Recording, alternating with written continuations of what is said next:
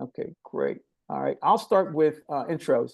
My name is Kevin Clark, and I've met most of everybody on the call, but I have a couple of hats. One, I have a production company called Dakar Interactive, and our company has been responsible for helping messaging with respect to African American military service and sacrifice. So the U.S. Army is a client, the Department of Defense. And I decided that I wanted to create a nonprofit to party to parry with our nonprofit, with our for-profit to help other people learn how to be storytellers and monetize their storytelling. And as part of what this effort is really trying to do is to help people become kind of an agency, kind of a group of folks who can collaborate and work on projects as an incubator. And so the apprenticeship part of it now is to try and find people that we can make either production companies themselves or workers in that space so they can figure out where they want to be in learning creative tech strategies. So Dakar Foundation for the Performing Arts is the reason we're on this call regarding apprenticeship. An apprenticeship for us is Department of Labor Employment Training Administration. That means that there is a federal agency who has made this a mandate for certain administrations to augment education and really calling education the workforce. But for us, apprenticeship means education, the workforce to placement. And that's where a lot of the institutions have not married together this goal of training people to death and getting them exposed, but without any outcomes, any data that shows that any of this stuff has actually worked towards any success or any failure. So for our apprenticeship program, we want to do things that are more market ready, opportunities to show people learning by doing, but also, again, learning how to make decisions on how to get not only paid, but how to get their fair market value. And that's what it is I'm hoping to create is ways for people to see that they can start ideating around content that they can actually own, distribute, or own, publish and distribute, and show people that we're able to collaborate together as a team to do that. So for the people who have not met Jamie and Breeze, Jamie, if you can, please introduce yourself, and Breeze. Do you guys do screen sharing? I will. Okay, all right, let me do this. I'll kind of bring people up to speed and include how we met. Oh wait, you started screen sharing. I haven't sent this to you yet because I'm literally still typing. But so I'm Jamie Conway. I'm a dual MBA professor, real estate broker, soon to be real estate developer in Nashville. And I also own a marketing agency called Brands Because, and it's called that because I was founded it in 2010 with my then mentor, Mishael Israel, with Urban Social Entrepreneurs. And our mission was to teach social entrepreneurship in urban communities, right? You don't just have a profit bottom line, you have purpose, people, planet, and profit. So we market companies and help them get founded and get on their feet when they have that social entrepreneurial mindset. And so my client list grows every day. Some are lawyers, some are travel, some are entertainment, some are technology, different clients, but usually I facilitate either their company setup, like right now I'm working on setting up a real estate brokerage with the same mindset, and then facilitating all of their marketing. Now I met Kevin, I guess during the pandemic, it was like 2020-ish, and we started talking with the community college mission of providing job pathways, career pathways for digital marketing. And we put together this deck called The Coworkers. And then I dragged Malcolm along with me because Malcolm helped me revamp Brands Because and kind of put a little more structure to my mission. And so he's a graphic designer, web designer. I'll let him introduce himself, but I'll just quickly screen share just so that you guys can have a little bit of context. Let me desktop 2. I have multiple screens. Don't judge me. Let me move y'all over here. Okay, so this is Brands Because, and you can kind of brandsbecause.org, get an idea of what we do. Thanks to Malcolm, we have a beautiful brand and logo. And then you can kind of deep dive into some of our services are pretty much digital media. And that's also software solutions like setting up Salesforce and things like that, campaign design. I do a lot of training with people, that type of thing. And then this was something I offer now. Some people don't like retainers or paying by the hour. So they just hire us for one day. Let's get everything we can get done in 8 hours or 4-hour package. So brandsbecause.org. And again, we cover so many different industries. Entertainment's just a smidge. And that's kind of how it all started.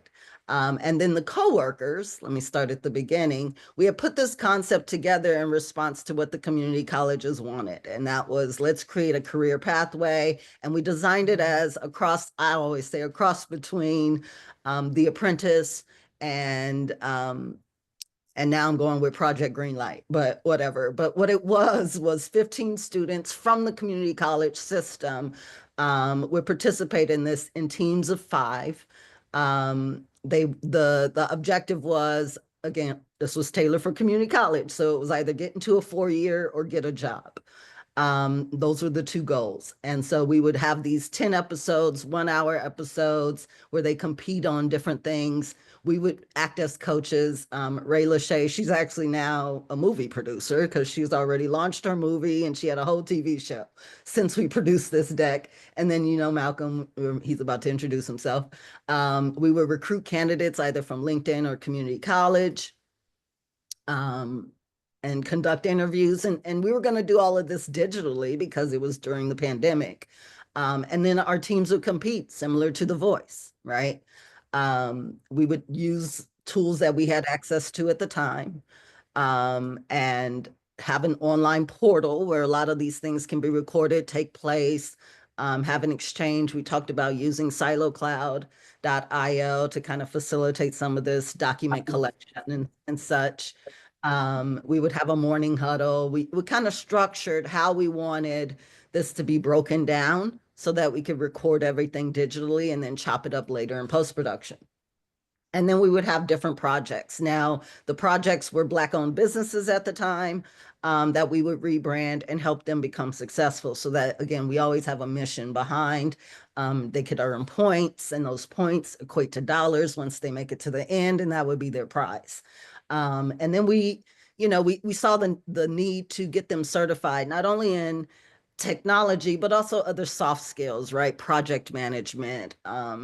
Young people sometimes don't know how to draft emails and kind of work together and collaborate. And so those lessons are kind of weaved into each of those episodes so that at the end, not only are you getting a certificate in whatever Microsoft or whatever program, but now you can present yourself in a new way that I don't believe is being taught at the college level, to be perfectly honest. I know my students don't get it and they're learning real estate. And then that winning team, we didn't have a big prize at the end. Again, to me, all of them are winners. There was no elimination. It was let's skill build and get them to be marketable candidates. And at the time, we had some big employers kind of participating in some of the planning of this. But every week I wanted to make sure, like maybe weekly bonuses, you got a laptop. Maybe the next weekly bonus is a cash prize. Maybe the next weekly bonus is something. But in the end, we wanted to make sure that they end up with, and I'll send this to you guys, they end up with some type of job. Oh, I had a whole season 2 planned. Season 2 was more architecture, solving the homelessness crisis. There's a lot of, that was my background. I studied architecture. So there was so much planning and such that went into this, and it wasn't going to cost that much because everything was going to happen digitally. There wasn't any camera equipment and that type of thing going on. So now that we're post-pandemic, we want to kind of rethink that. So I'm gonna pause there and let Malcolm introduce himself. That was a lot. Take off my audio. Hi, everybody. Don't take up too much time. My intro is pretty small. My name is Malcolm. Do have a writing pseudonym by Breeze, so you might see that come up. Basically, I have a background in screenwriting. That's what I got my degree in. But I have been paying the bills by doing graphic design for the past 20 years. Right now, I'm a freelance graphic designer. I've worked for nonprofits for like 12 years, and then in the real estate industry for the past 10. Um, so that's kind of like how me and Jamie met because we met in the real estate industry and started to do some real estate marketing together. So we basically bounce ideas off of each other. When the Brands Because and the Coworkers idea came up, I thought it was brilliant. And then different things came up, like Jamie said, that we had to put it on pause. So I'm just kind of excited to see this new rendition of it and see what type of creative things we can do to take it to the next step, take it to the next level. That's all I got. That's me. Well, that's enough. That's enough. I actually. Kevin, you on mute. Unmute yourself. Yep. I'm so sorry, Scott. I'm trying to He's field still calls very low. from people who can't get in. So I don't know what one person can't get in, but anyway, so that still hearing an echo. Yeah, you were on your phone too, I think. Oh, okay. Sorry about that, guys. But yeah, the goal, let me see if I can shut this down here.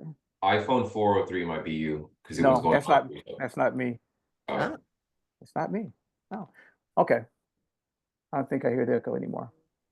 So where we left off, and where we continue to take the whole idea of the co-workers to something that I think has become really popular now is self-publishing and self-distributing content online.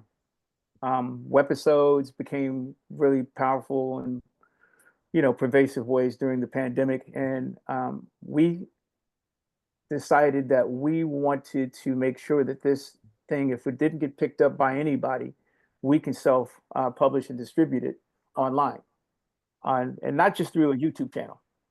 So what I did last year is I purchased an over-the-top television channel or network that had APIs to Roku, Samsung, Apple TV, Amazon Fire Stick, but we have not yet really built the website or the portal for it or any infrastructure that allows us to start, playing around with putting content out. And what I'm thinking that is a exercise for the apprenticeship program, while putting content that we know that we can have some ownership and control in, we can also look at different strategies to figure out where monetization could be for us if no one else decided that we had something that was worth investing in. So the goal for us now is to take the infrastructure that we have, the capabilities that we have, and now find the right content pilot that we can start to push everybody to the same place and see if we can get a pilot off the ground. Our goal right now is to try and see if we can understand what those capabilities, those skills, knowledge, and capabilities are. So I have a few people on the call that I want to introduce to you, Jamie and Breeze. Shane, if you can introduce yourself, because we've had a lot of experience in broadcasting, telecasting, our town halls, our activities, and our really contracts. We've had contracts where people needed us to produce physical events that we had to take out to the marketplace. And so right now we want to try and do a better job of making that infrastructure looks like it could be something that an advertiser or marketer or partner would say, wow, okay. Before any stream is ever conducted, they would say, yes, this is something that we would invest potentially in. And we now think we have an engagement outreach strategy to get to people in classrooms. We believe that we've got the LA Community College System, the California State Universities, and some high school school districts that will receive this kind of content as experiential learning. But I don't know how much edutainment we could spare if this thing becomes commercially marketable. So that's the challenge. And so I'll leave it at that, but I want everybody to think about how do you make this compelling to an audience of people, but also the challenge of making sure that people are learning from it. So Shane, if you can, introduce yourself, please. All right, nice to see you again, Jamie. I know we did meet once before, and nice to meet you as well, Malcolm. But Shane Hyman, I am a software publisher, data engineer, broadcast engineer, and as a entrepreneurologist and technologist, I do believe in social entrepreneurship. It is absolutely imperative. But although I hold director positions with two different companies, I'm also a tech startup and a board member of Dakar.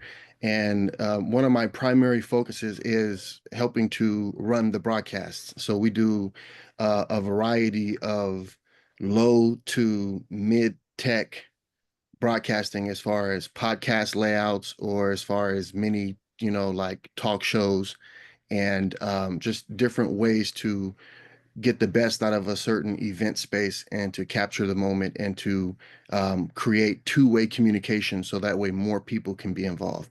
We had several events where we were able to loop in different campuses, into the event that we were holding, as well as folks from out of state and even out of the country. So that's one of the biggest focal points that I've been contributing with Dakar.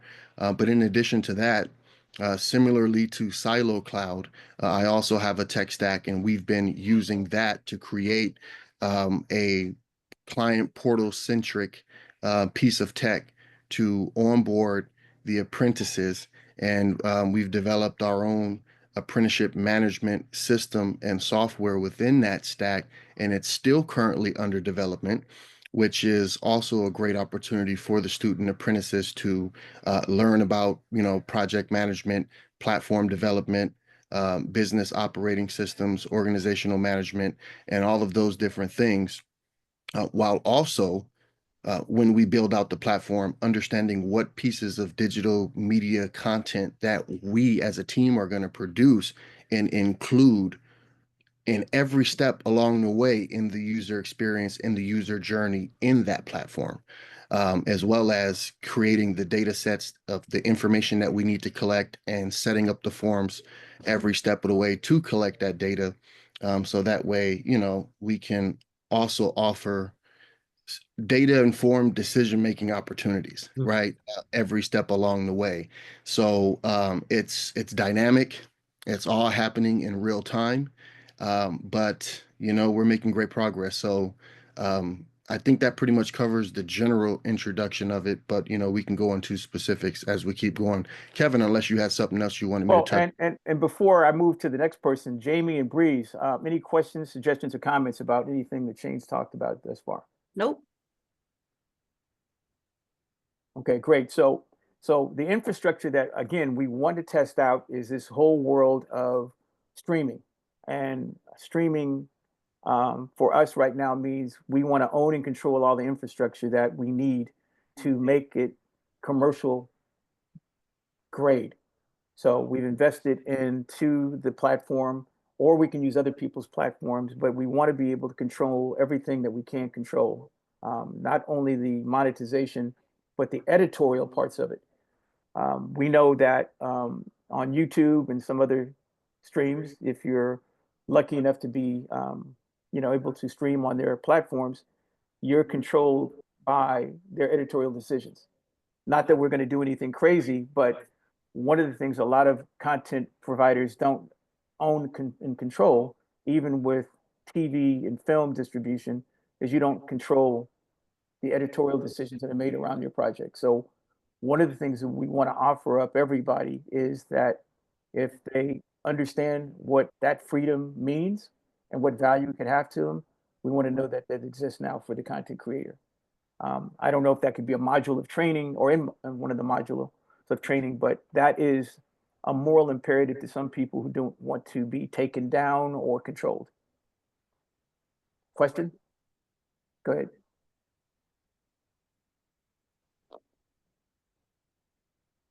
Hey, Kevin. So, gosh, you're pretty noisy here. Give me 1 second.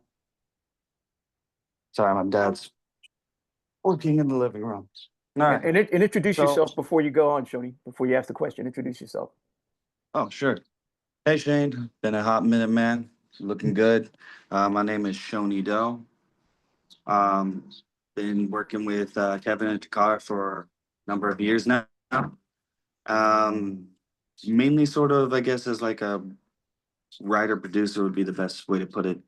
Um, anyways, what's been popping up in my head, Kevin, hearing all these great ideas is that I think it's possible to meld all of them into something cohesive, utilizing the structure of Shane's program that he's been developing and the actual program that Jamie and them put together, which was an amazing base that you just tweak a few names here and you have students instead of small businesses, and it's for media instead of for that, and tit for tat. In terms of the pilots and the content, the question I have for you, because this will really clear up a lot of the direction we're trying to go into, is the focus the curriculum and the students getting through the curriculum, or is the focus giving the students a chance to push their own content and the curriculum is based around that? And then that becomes the through line. Like, which one are we going for? Because that will help tremendously in structuring all of these things. What's the focal point? Right. I think I'll take this one first and I want to have everybody else weigh in. I think there's a dual track. I think that simultaneously we want to create a learning experience that provides all of the certification and the standards which we had to have for an apprenticeship program, which is the earn to learn model. And some of the benefits of that would be funding. But also as a nonprofit philanthropic opportunity to get a lot of equipment and real estate that we otherwise would have to pay for.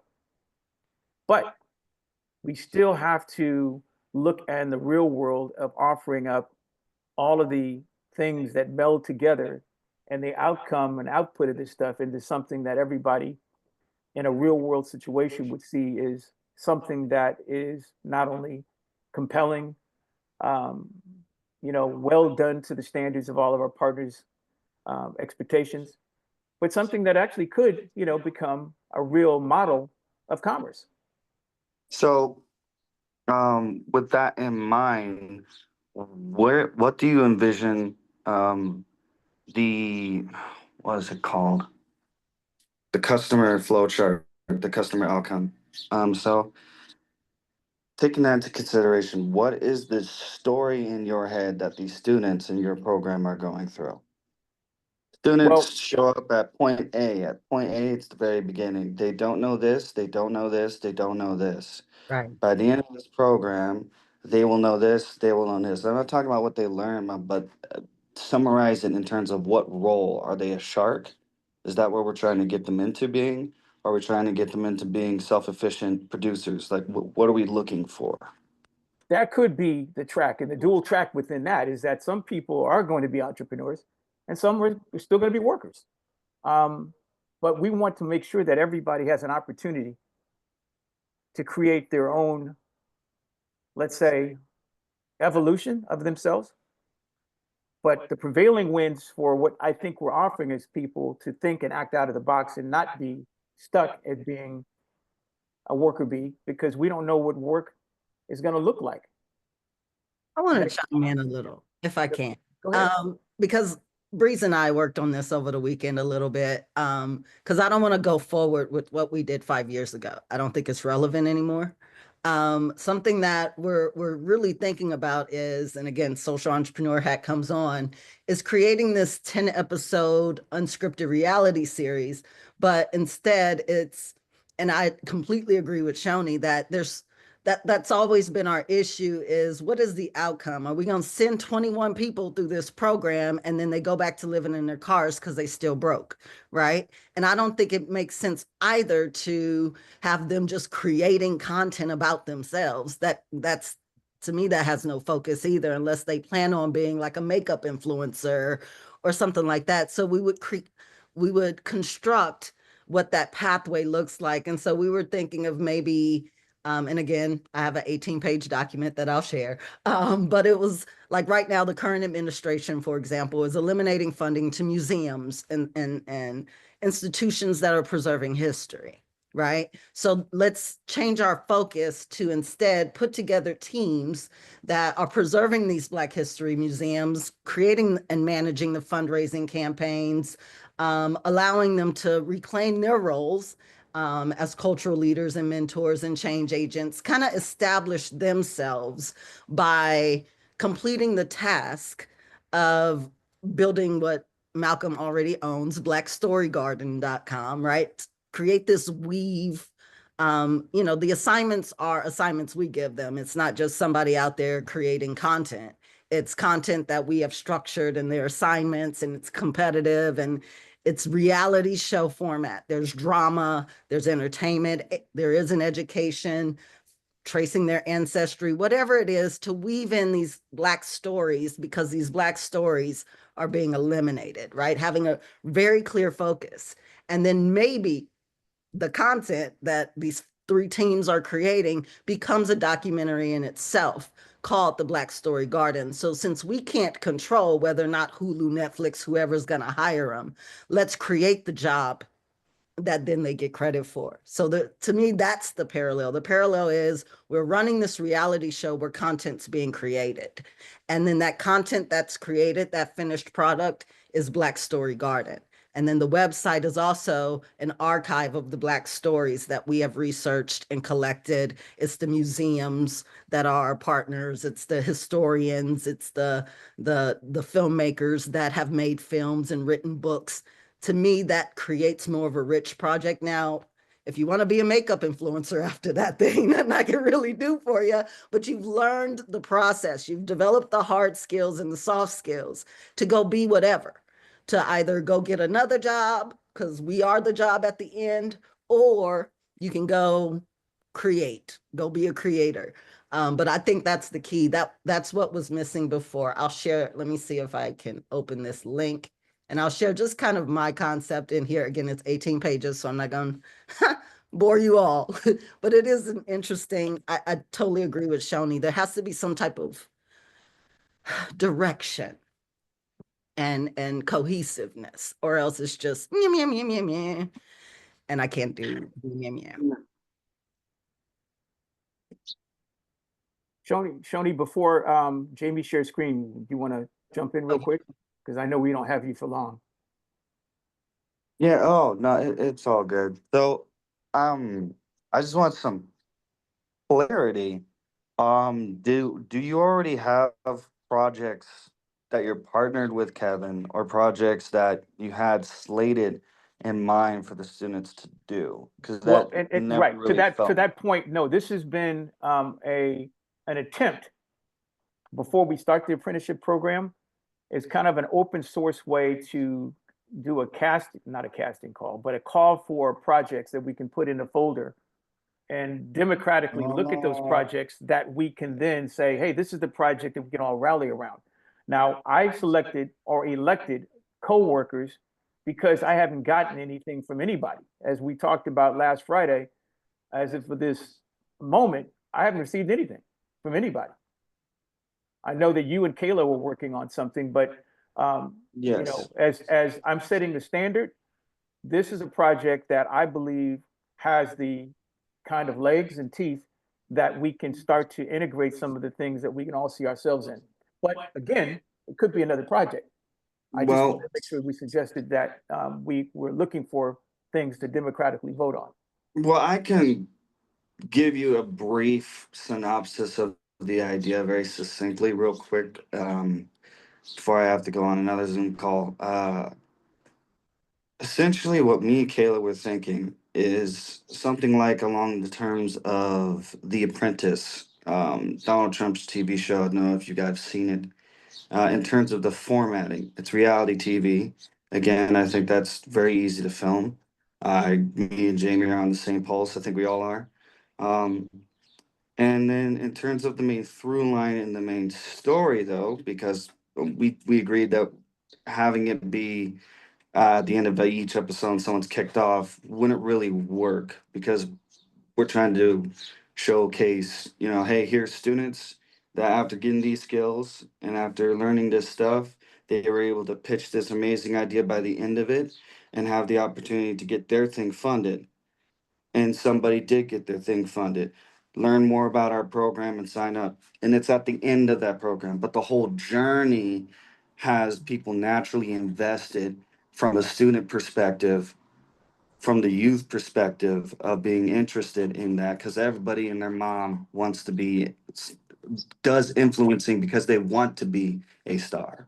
That's why it's so popular. And then in terms of the formatting, is kind of like Hell's Kitchen in my mind, where there's these team building exercises, there's these different projects that they're being taught and brought into so that they're learning this, that, and the other. And all of it is for the sole purpose of honing in their ability to write, uh, put together a pitch deck, and then swing at the batting cages and actually be in a room and give their own professional pitch deck and pitch an idea to get funded. That Wow. gives them all the tools that I wish I had at that stage. Right. And let me, Jamie, before you share screen, little context. I met Shoni when he was 21, almost 9 years ago at Santa Monica College. Nice. And one of the main drivers for Dakar was that we wanted to have more youth agency and all the things that we did to create whatever brand or whatever efficacy that we could show that we're doing to help get people in a position to help themselves. But it would really be not just content for young people, by young people, but almost young people governing themselves in a way where they can literally have some ability to understand what governance meant. And that's missing then, it's missing today, and it's going to be missing in the future unless somebody says that young people can do it and can have some ideas that will allow them to have the voice and be shared, I mean, be seen and be heard. And I think that a lot of them have said that that's what's missing in their life cycle is nobody sees or hears us. And I know that I want to be able to get a lot of these young people that are on this call today to participate in some kind of way where they can either see a role for themselves, either below the line, above the line, or even some areas of finance to be able to have a documentary or the making of or the behind the scenes as a parallel to what it is that we actually put out there as a compelling project. So there's a lot of stuff I just said there, but it's really what I'd like to do is to get everybody to figure out how they could take a role in one thing or another. And maybe they meet or they're on parallel tracks, or maybe they're not. So I'm looking to try and figure out with all the things we have site control and Heartbeat to use their facilities. We have another studio, but we have all this other stuff that we're needing. I didn't understand that. All these other things that we need to, again, partition or integrate. So I need help in trying to figure that out. So Jamie, if you want to share, and then we can. I mean, again, I'm gonna go quick because I put the link in the chat. I know there's chat going on, so y'all should speak up. Don't be afraid. I'm gonna. Yeah, I mean, we need to speak. Yeah, because this is not the place to look at chat for real. So real. speak. Don't be afraid. Yeah, if we're looking at chat, as a matter of fact, I'm going to disable the chat because I got to hear people to share links and stuff in. But okay, but yeah, I really, yeah. I'm recording this. I'm recording this for all the people who didn't make the call. Kayla, you can do it. Wait a minute. I hit something. Let me stop. Where am I? I was Wait, mid-share. what did I hit? You didn't hit anything, I don't think. Is it Kayla or Kalia? Kayla. Oh, there it is. Now I can see the whole name. Go for it. So very similar to the coworkers TV show idea is what we were looking for. As Shoni was speaking, we watched 3 different shows and episodes which speak on different aspects of what what the idea is about or what we can do when filming content and creating the writing aspect, the scripting and everything. And like, let's say like Hell's Kitchen is speaking about how everybody has a role to play in, but sometimes not everybody is actually doing that role. Let's say one person is focusing on like organizing, the other one is doing like the what they're gonna make as in their dish. Somebody else is doing the inventory, but they're not really doing the whole like work all together. And sometimes people speak behind the scenes and they say, okay, this person didn't do their job. In Shark Tank, they speak about their enterprises or their companies, and they go behind their history, not just their story. It's more like when they founded, the percentage, what did they do, how much profit, how much venue they came up with, what are their stakeholders, their clients, their customers, members, etc. And then there's like a group of judges, an example, and not every one of them chooses to pick that idea and help them fund their company and things of that sort. But everybody has a different like aspect of what they created or like a different enterprise they have. And sometimes it can be simple, but they still their creativity. Sometimes they have so much loss. There's more of a less chance they're gonna make that out there. And so they have a certain time and they have to present their company, they have to present their business and just come up with that pitch as to who they are professionally, showcase their profile, their brand, or their identity.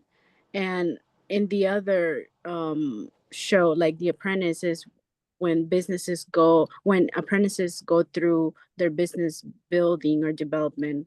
What are they accomplishing, what's their goal, and how are they building up from now, and what are they planning to build in the future. So these are things that can be implemented in this program, and we can work on and just coming up with the main objective or goal.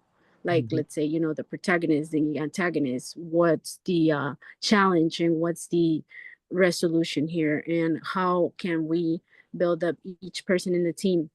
Because I think like when we spoke about what's better, is better that everybody um is like the main protagonist and everybody has a goal to accomplish and they make it out there instead of everybody competing against each other, because that's what the purpose is. Everybody makes their own talent or develops what they know or what they want to build from now, and projecting themselves and focusing on what their part is in the film industry, in their business, whether it's connected to the film community or just overall.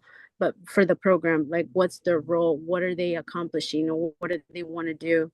So that's what like it can actually be focused on for a TV show like this, and people can actually understand, okay, there are opportunities out there, but unfortunately not everyone gives those opportunities, or not everyone has those chances.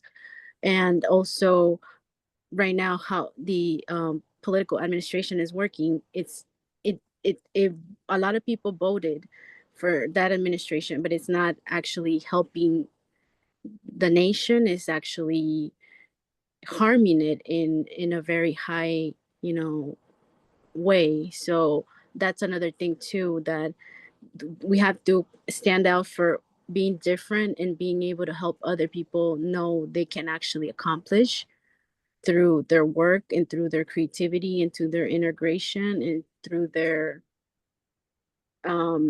ideation here.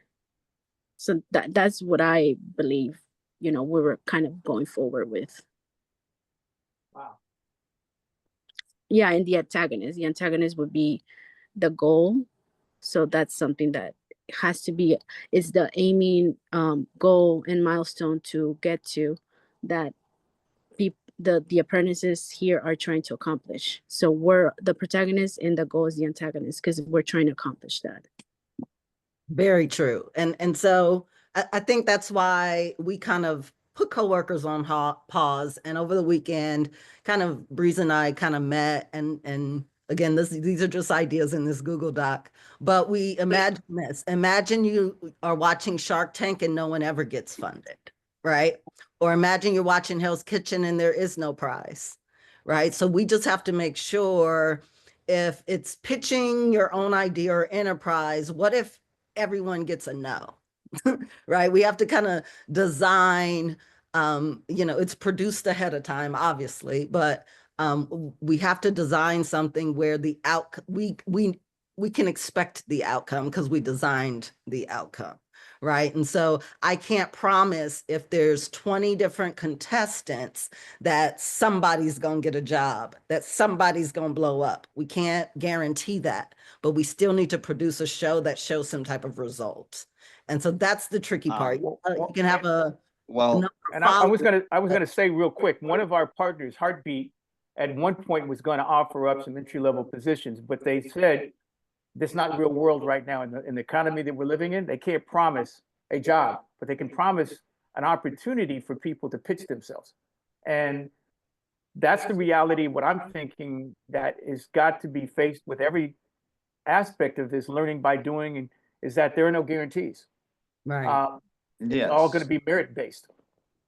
But what I will say though, Kevin, is that if this program gets funded, that you could set aside $10,000 or like a small cash prize for the person that gets picked through the program, and then they can have a real world pitching experience like at Heartbeat Studios as like a bonus, I guess. But Okay.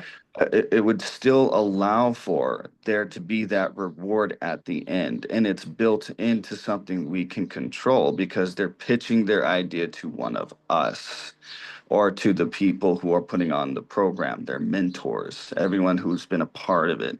And like or there could even just be like a first, second, third type of cash thing. I don't know, something like that. It is within control, because Jamie does have a good point. It does at the end of the show, we want the climax. We want to see that something's going to be resolved at the end, and having a clear winner would be nice and satisfying. But then going out into the real world is also the reality checker of this thing, where it's like, yes, we will help, and yes, this is a great opportunity. You can get funds from us and learn a lot and network a lot, and then have the opportunity to pitch. But like in all things in life, nothing is guaranteed. But hey, you tried, that kind of thing, you know. Right. Right. Well, I know I want to have everybody else jump in, and when you jump in, please introduce yourself. So let's open it up at this point. You can raise your hand or just jump in. Yeah, I got you, Kevin. Let me just pull up my. So nice to meet everybody. My name is Wyken Harris. I'm a mentor, youth ambassador, and project manager with the Dakar Foundation, as well as a teacher and creative director for the Solo Foundation, one of the largest nonprofits serving South Central LA. Both organizations focus on youth apprenticeship and career pathways, and I'm passionate about helping young people unlock their creative potentials. I bring over 7 years of experience running my own creative agency and utilizing those skills to guide and empower the next generation of creators and leaders. So my idea has always been shot for shot. It's basically like a Project Runway, a Great Bake Off kind of show. We have set creative parameters, right? So let's just say for this month, our sponsor is Microsoft. Well, we would partner with Microsoft's, best creative director, the guy who's shooting all of their stuff, and we would partner with them and say, hey, we're going to challenge our, cohort of, just to say 22 apprentices to recreate one of your best, Microsoft bits of content, whether it's a commercial, whether it's an advert, whether it's a graphic design, whatever it may be.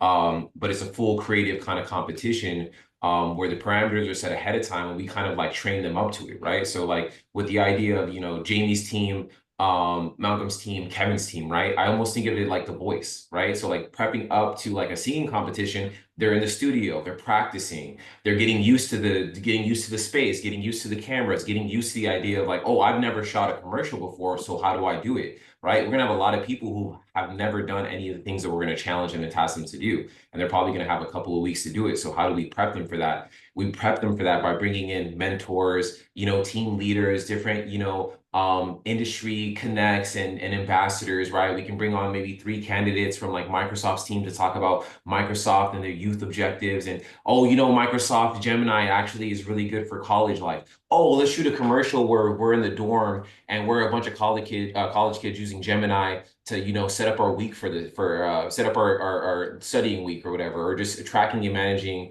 our classes and appointments and things of that nature, and we make a commercial about it. You know, I think that would be a great way to take that Shark Tank idea and still allow people to apply their own creative inspiration into it without having, you know, just letting them run wild. We give them parameters, we give them the room to roam, but it's still within our box. You know what I mean? You can run wild. However, we're giving you some reign to stay within these lanes and setting those parameters. And I think that would really inspire people and also give us an opportunity to work with different partners and brands throughout the entire process, whether it's a drink brand, we can do travel. We should start off with food and travel because as creatives and as creative entrepreneurs, one of the first ways that I survived in LA was through my creative agency was starting off with food. I literally got free food for an entire month because I was grinding so hard. And like, that's how I ate. Like I literally was that hungry that I was out there working for food or working for travel and places to stay. And so I can go out to like concerts and go cover other events and things like that. So I think if we can, you know, match up those kind of like future endeavors where people might want to utilize these networks and connections in the future, I think that's a, you know, it's a bang for your buck, and it aligns so many other dominoes that just takes what they do here, and whether or not you make it in the show, your trajectory outside of the show is really where my heart is, right? How do we get you placed? How do we get you vouched for? How do we get you somewhere other than here? Because here's dope, but we want to take you way further. And I'll land my plane there. Okay. Again, we're running short on time. So again, open up and introduce and give us any suggestions, because what I want to get from everybody is a folder of all IP that we can start to take a look at and vote on. Go ahead. So please speak up. My name is Brayton Chrome. I'm a tax accountant, or the soon-to-be accountant for the Dakar Foundation. I have my Master's of Science degree in accounting. I also go by Able, saxophonist, rapper, and singer. I was referred to the Dakar Foundation through Wyken, who has been my friend, advocate, and brother in Christ. I'm also on the autism spectrum.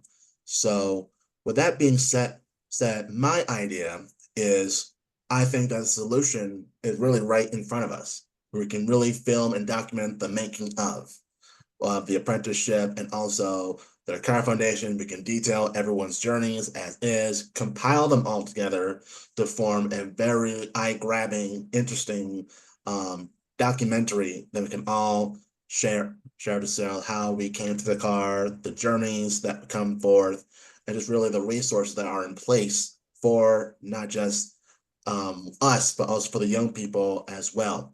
Wyken and I we could be meeting with my case counselor this Wednesday to discuss possible resource for people who have autism like myself.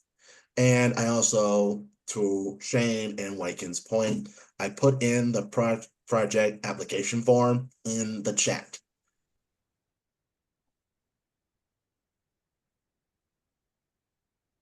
Okay. And that form hopefully will help catalyze people to submit not only intellectual property, but all the things that we're looking for as unmet needs, because those are the things that we can start to fill up as things that we can talk about in terms of modular training that maybe we haven't even thought of. There's always new problems that we have to create new solutions for to help solve for these times that we're in that maybe we've never been in before. And the idea right now for me is to get as much stuff as we can get in a folder and then start that democratic process of letting people see what we've done to create action, and then have the editorial team decide this is the path we're going to take, and really lay that out is what they are as an editorial team and how we decided to vote on it, and this is what we came up with. Now, hopefully, people like Jamie and Malcolm can provide some oversight so that we're not just making decisions based on what you guys' unmet needs are, but what the market would really take on is something that could help educate or edutain people in the classrooms, their educators, meaning faculty, and their parents even. There's a huge opportunity to bring all these people into one room, and all of them have some understanding of their problems, but we want to try to figure out what we can do is to create some hope and a ray of light on something that shows young people collaborating and working not only by learning and doing, but really being able to get on air and get to some place where people can actually see something that they maybe haven't seen occurring before. That's a lot to say, but that's what I'm hoping for, is some merging of all these things into something that becomes evolutionary in its ability to not be editorialized off the air, because we're talking about current conditions, whether it be political or economic. So I'll rest my planes there, because that's a lot. I know Breeze has his hand raised. Oh, okay, go ahead. Sorry, I'm not even looking. Go ahead, Breeze. Sorry. There we go. Yeah, I don't want to take up too much time but I did want to just reiterate some of the points that and expand upon some of the things that Jamie was saying, or that some of the ideas on with over the weekend. And particularly like listening to you guys' ideas, it's definitely got the brain working. But definitely one of the ideas that we were having, because I've had the name Black Story Garden for a while, but not or where to go with it. And the more we were talking about it, my vision, which I'm hoping, which kind of goes inside of the document that she shared, was definitely inspired by the effort that's being made by the current administration to eliminate Black History museums. And one of my clients that I work for is definitely pushing for, we need to tell our own stories. We need to tell our own stories. Particularly in the dystopian idea that the museum, that somehow it does get erased. Actively working trying to erase the Smithsonian, or at least the African American aspect of it. And so the idea was that we were spitballing with Black Story Garden was very similar to the Schindler's List project that Steven Spielberg created back when the film was released, whereas it was a hub where people with Jewish ancestry can come and tell their stories. And it's a full-on storytelling experience where some of it is written, some of it is visual, some of it is video, some of it is live interaction. So the idea of it was to be more of a multimedia experience, and from all genres. Whereas there's so many stories about the African American experience, where we can go the idea of food, from the food that your great grandmother cooked, from the idea of dance, music, technology. And we can do it in a way, and we can probably hook up with different organizations like Microsoft to help us facilitate some of that stuff. And to also have it be modular, whereas there can be a documentary aspect of it, but then we can also have projects involved on the museum level. So like the African American Arts Museum in California, like we can have an exhibit going on specifically dealing with the Black Story Garden about these Black stories that that have been told. We can do the same thing at DuSable, so it can be modular. And you can even have like a almost similar to Project 1619, where again, it was multifaceted, multimedia. We can have a book component that goes along with it. We can have different, so it's not just stuck in one place. It can be modular, and all of these guys, all the participants can be involved in each section of it. So team A could be someone that is either, working with the food section. Team A can be working with the Great Migration Project. Team C could be working with another aspect of it. But it's all of the main goal of it is that one, they would all get the experience in the process of getting this together. They'll get the experience. So at the end, at minimum, they have the experience. They get to collaborate with these organizations. But at the end of the day, the main thing is we got our stories told. Like, it's actually down. It's now part of history, and it's forever. And it's something that these kids can show their grandkids of, like, this is the actual history of our people. So I just wanted to give that expansion of what some of the ideas that we're spitballing with the Black Story Garden was really for it to be an historical place for our stories. Right. Well, and to that point, Breeze, one of the things that we're fighting with, obviously, is the elimination of critical race theory or the attempt to bring ethnic studies into classrooms. So, with the current administration, I think that's a project that we can actually do a documentary type of problem that we want to solve and have that as a project that we want to attack, but make it something that rallies all of our creative capacity to start, doing a treatment on it. As opposed to just saying, hey, this is the project that's going to be as commercial as it could possibly be to anybody. I know a lot of these corporations are afraid to touch anything that's, DEI, but we need to talk about it as our goal. Our North Star is to not be editorialized out of any opportunity to tell our stories.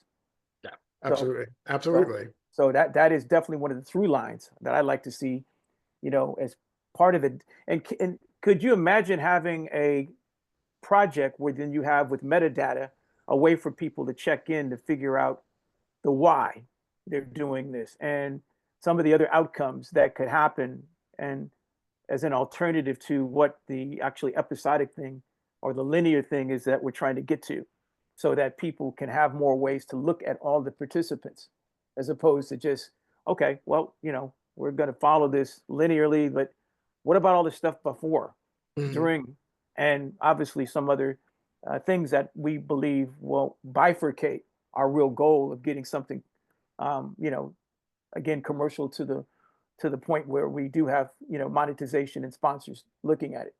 And I think all of these other aspects of it are things that people who may be a sponsor, advertiser, or partner would say, this is a tree that has all these other branches that we can still connect to by publishing them as, case studies of things that we want to get done.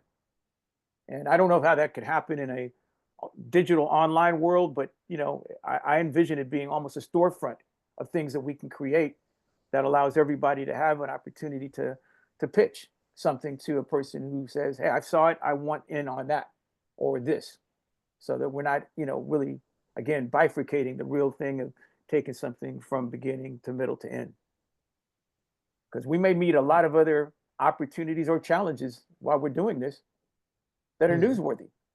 And that's what I like the idea of a streaming thing, is that we really look at ourselves as being kind of in the news cycle to talk about things that we can react to make sure that it is newsworthy to everybody so that they can come to us for our reaction, or maybe us actually even doing some journalistic treatment of that's occurring. So, especially if we're going to engage classrooms. Shane? Yeah, just wanted to provide some feedback on all the great things that I'm hearing. I think about a solution that could be architected, and it's in 3 different areas of media, starting with the podcast. So having the journalistic approach, having conversations, having the entertainment in that type of way. And then the second component would be pretty much like a virtual art gallery.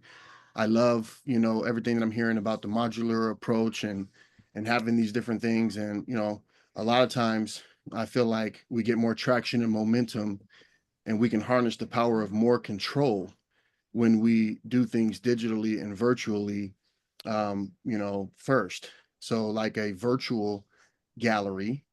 And then the third component is the app with the learning management system and software integrated into it. So now the podcast, the broadcast is produced like a show. It's very entertaining, and it exposes and drives a call to action for people to visit that virtual art gallery. That we've aggregated the stories, and we have them safeguarded and protected and under our control in a platform that is considered a virtual art gallery.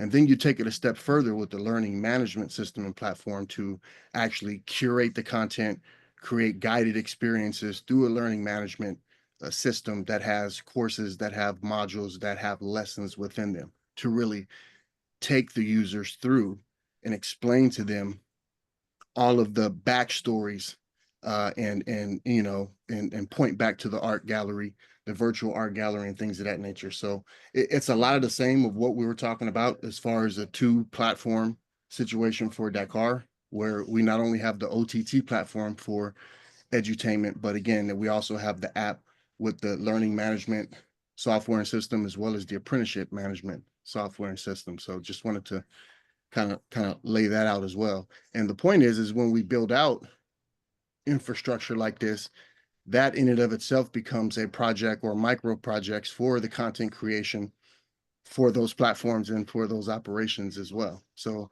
different type of content, but nonetheless still an opportunity to organize it, produce it, and integrate it throughout all of those different mediums that we just laid out. And I land my plane there. Okay. As we're getting short on time, because I know, Jamie, you've given us a lot of your time. I want from anybody any suggestions, questions, or comments about next steps, because this has got to be boiled down to something that I can present to the Los Angeles Regional Community College System, to the California State University Entertainment Alliance. What's the timeline to talk to Lark? Well, we have a meeting with Lark, but we're not presenting until the second week in June. But there's a meeting with Lark tomorrow. And for anybody that wants to be on that call, the Department of Apprenticeship Standards is going to set the agenda to talk about, the features and benefits of apprenticeship in the community colleges. And unfortunately, what they're going to really be talking about is that nobody's taking advantage of all the resources, the money, the earn to learn money, the resources like, things that students need to continue their journey. These are just resources that are being left on the table. But we want to talk about all those things that are inside of the Dakar program, because we already have those things available. So he's really going to be preaching to the rest of the community colleges. That's something that we've drank the Kool-Aid, we're doing it. So we get a chance to present in the next agenda a way for the community colleges to become part of our network. And what I want the community colleges to be is I want to get access to the classrooms for a day part.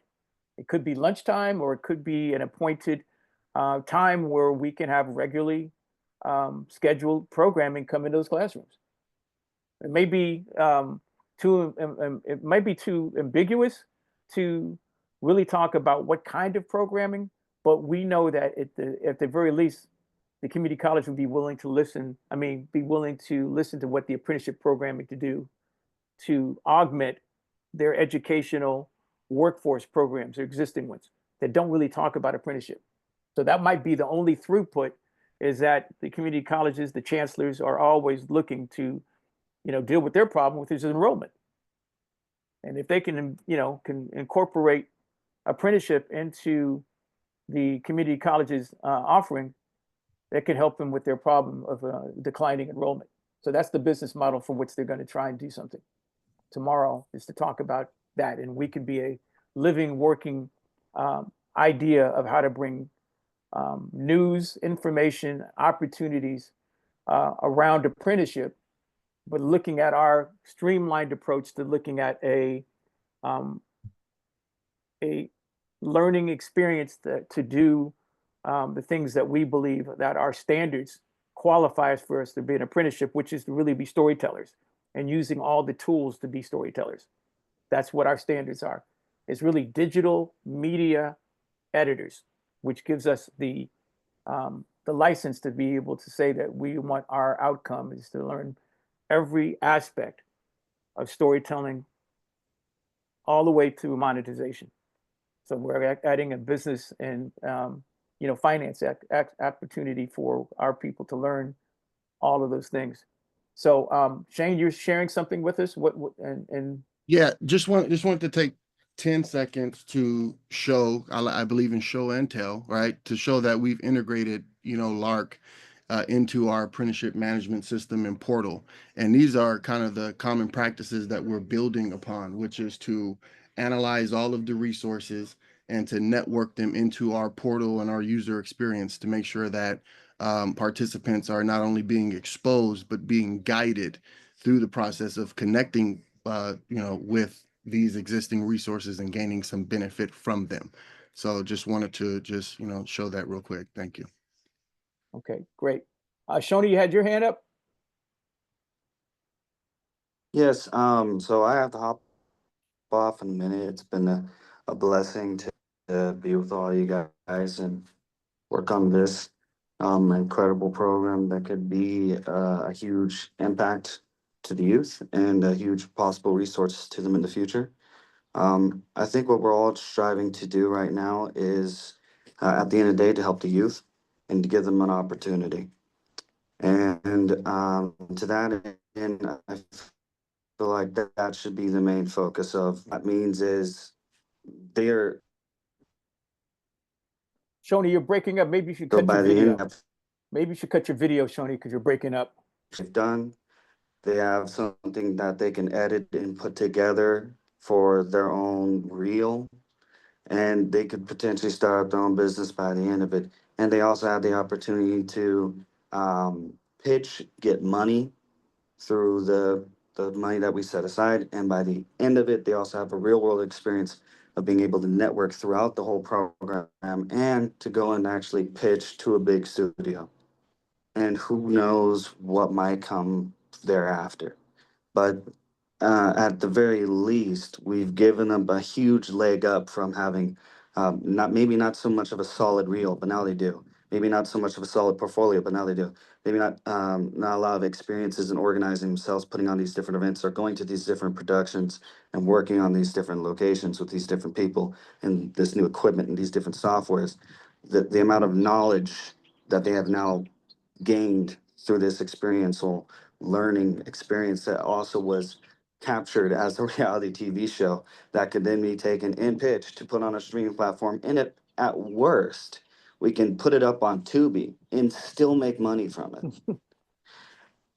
It is kind of like what's going on in my head. So I feel like a lot of the projects that were brought up, they're great. I think they could work as a part in a different episode for each thing. Like how someone from the previous meeting was talking about doing some type of documentary. And then we have Jamie and me talking about Black Garden. And then we have you, Kevin, talking about the podcasting. Those are all segments that can be put into a particular arc or a particular episode. So it's still being done, it's still being experienced, but it's not the main point. The main point is the students, because you want to get into the classrooms. What the students will watch about is something they can relate to. And if that's our main audience and it's those students in the classroom, the buy-in is here are students like you who have a real opportunity, and you can have that opportunity to see how their story played out. Can you picture yourself in their seat? We want you, Uncle Sam. Like, I feel like that's what we're all at the end of the day trying to do is help the students. And if we're trying to get the students to buy in and watch, the show should be about the students. It should be about their opportunity. It shouldn't be about all the different things that we're talking about pushing and all these different objectives and all these different documents. Yeah, that's cool, but this program is for the students. And so these projects can be incorporated. They're great experiential learning things. And maybe they might get onboarded to those projects and get a job there and be doing that for a living. That's great. That's beautiful. That's a part of what we're trying to do. The Carr Foundation has always been about giving students agency, a voice, and an opportunity. So I want to stick to those core ethos, and I would like for you guys to think about that. I do have to hop off. God bless. Much love to you guys. Thank you, Kevin, for having me. I do got to go. Okay. Thank you, Shoni. I'm going to give everybody back their time. I'm going to let Brayton and Becker close us out. Right, go ahead, Brayton. Mine's just kind of short. I just wanted to see if there anything specific that I can help out with in terms of next steps. Okay. We'll meet with regards to what we heard today. Again, another forum, another Google Doc that allows people to submit suggestions, ideas, complaints, whatever, so that we have something in real time to look at. Okay, and Becker, you're the last person. Go ahead. Okay, hello everybody, I'm Becker. So I was just listening to everybody trying to see how I think we're all trying to just melt the pot and kind of bring it down, funnel it down to something that we can show. Shoni was talking about students, and then you, Kevin, mentioned about how you're presenting this to community colleges. I think it's a good idea to talk to them and let them know that with the whole political climate thing and all the experiences and all the opportunities we have and the resources, that it's important for the students to use the resources to kind of speak out and come out in this moment in time, since a lot of institutions are getting funding cut because of the administration, and it's very important how they need to kind of speak up. So it's almost like we are trying to help them understand that this is the time for them to shine, for them to come out and see what they can do with whatever they're doing, whether they're studying a certain field or they're working on something. And then that's something that we can probably translate into every episode that we have, or just part of the overall main point of the I guess series that we're trying to build. Okay, good. Kind of more of a call to action for people who have had little or no voice. This is their time really to, if not now, then when? If not, if not who, then it's going to have to be people who are going to have to really fill the void. So again, I'm going to give everybody their time back, but I've recorded this, and I'm going to call on another meeting to discuss what we've heard and to try to get more suggestions about what we do with all the resources we have, the camera equipments, the studio.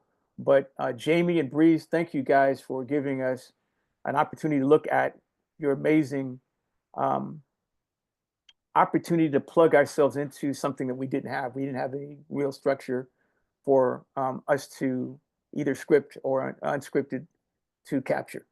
So we definitely want to look at that as an opportunity for us to integrate with. So, but anybody else with any other questions, suggestions, or comments before we break contact? Okay. All right. Thank you, guys. So be on standby. We're going to work quickly. Thank you. Okay. Thank you all very much. All right.